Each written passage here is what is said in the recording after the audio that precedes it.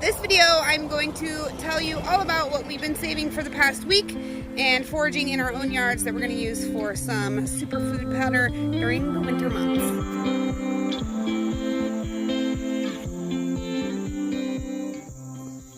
Coolest thing I've maybe ever shown you. Look behind me. See these mud puddles? We got rain! And it rained, like rain! I'm so excited. Everything is so happy here. Everything, the trees, the grass, it's breezy. It's like 80 degrees outside, maybe. I like to have the kids help me do the simple things. So for this one, I had them help me, and I mean, I don't think they quite grasped what I was doing because it's not unusual for me to have them come out and help me pick stuff.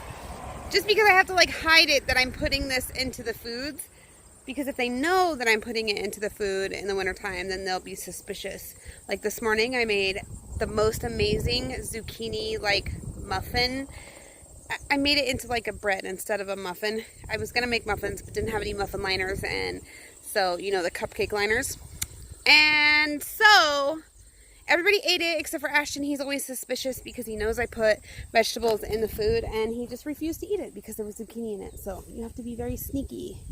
But they do love smoothies, and they do love soups, and they do love stews, and they love gravies. And in the wintertime, it's super easy to disguise this little powder that we're going to make with our greens that we're going to harvest right now. So watch us harvest these greens in the process that I use to make them. Now, these take, you know, a couple of days to process, from the picking them to the dehydrating them to the storing them. So I'm still not completely done. I will continue to harvest these greens throughout the remaining part of the summer, and that way I've got plenty of greens stored up for the wintertime. But they're really, really good for your immunity, and they're just good for your overall health with lots of vitamins and minerals and really awesome benefits. Part of the Every Bit Counts challenge for the month of August, we are preserving at least one thing every single day of the month of August.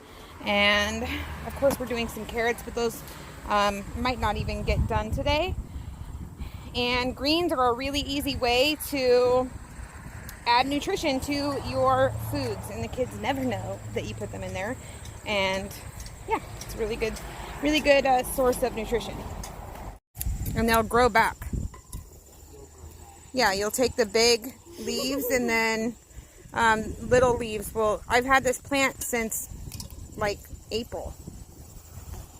I feed the rabbits with it. I feed me with it. And then Ricky and I are going to get this colander right here. And beets are the same way. So I've got a new row of beets happening right here. Apparently with a sock in it. You can see these baby beets. So don't step here. We have lots of beets happening, but we have all of these beets here that are probably pretty close to harvest. So Ricky, step around there to the other side. And then you're going to see each plant. Is this enough? No, fill your bowls. We're going to make beet greens. There should be like not very much left on there, just a little bit of like new baby leaves. Yep, get some more. Each plant, you'll see that there's a beet right here. Let's pull this beet up so we can actually see what we're doing. This beet could probably be harvested. But each plant, yeah, each plant, just take, you know, half of the leaves off of it, because you're going to take these leaves, but it's going to produce new ones as it grows. So you want to leave some of them because it needs the leaves to make, it needs the leaves to do the things with the sun. Here, we're going to take this whole thing. So just go through here. See how this one has new baby leaves on it? Mm-hmm. Don't cut the baby leaves. Just cut a couple of these taller leaves off of each one of them. That is cool. You're stepping on my beets. Good. Keep it full.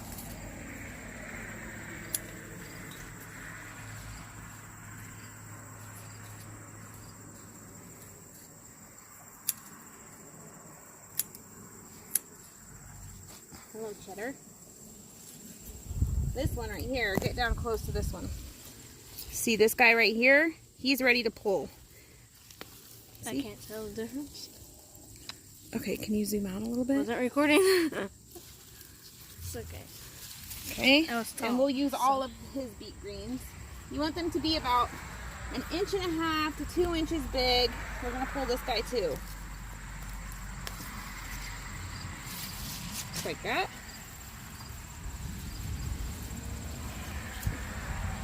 Rainbow.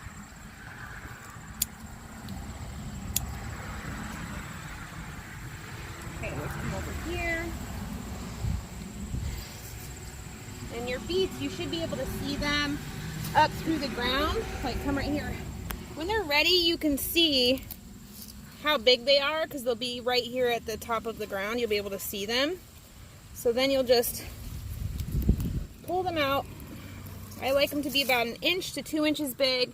Any bigger than that, they get kind of like woody and just not very delicious. Okay. Cool, bro. Cool, bro. There's another one. There's another one. We have 3 cats right here. 1, 2, 3. The cats are always the star of the show. I accidentally got your feet early. I'll cut it out.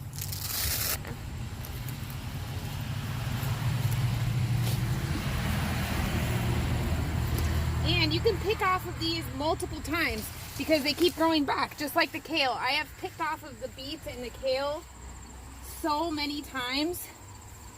And you can just keep doing that and doing that and doing that. And the little leaves down here, it's kind of like celery. See this new leaf? You can take off 2 or 3 or 4 of these big leaves and these new little leaves will pop out and your beet will still do what you want it to do. And if you just want to plant beets just for the greens, just for the teeny tiny little leaves, that's fine too. They're really good. Okay. That's it? That's it.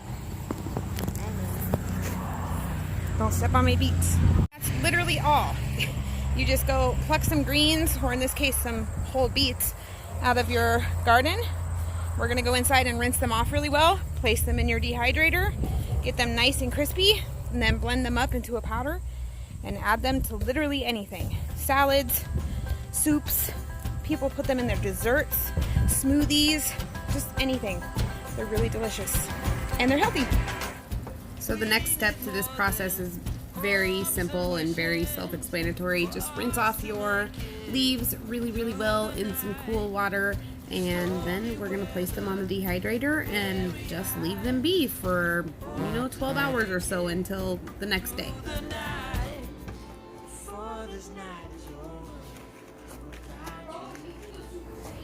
These are probably the only things that I'm not super careful about, proper airflow and nothing touching each other, and so that way they can properly dehydrate, because these are gonna dry crispy as can be, even stacked on each other. Plus it would literally take forever if we did it that way as we do with like regular foods that we dehydrate. These greens will absolutely just crisp right down without worrying about spacing. Just pack them right on top of each other, just like this.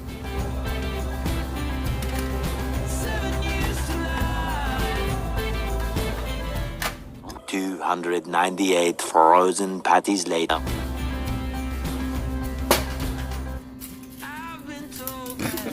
It's a pretty Christmas tree. Just kidding.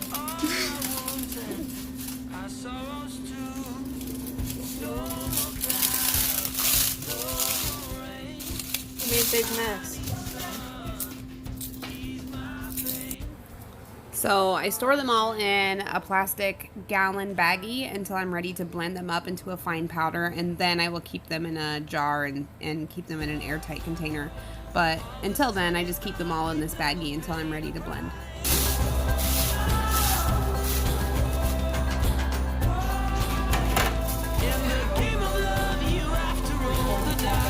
See what I'm doing? I can see your feet. I'm going to pull these stems out.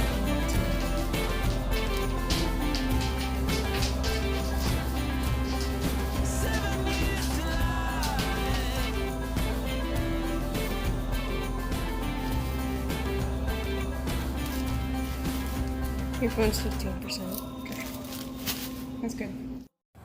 When you have enough leaves dried out, you just blend them up, and then you get this beautiful green powder that you can put in literally anything.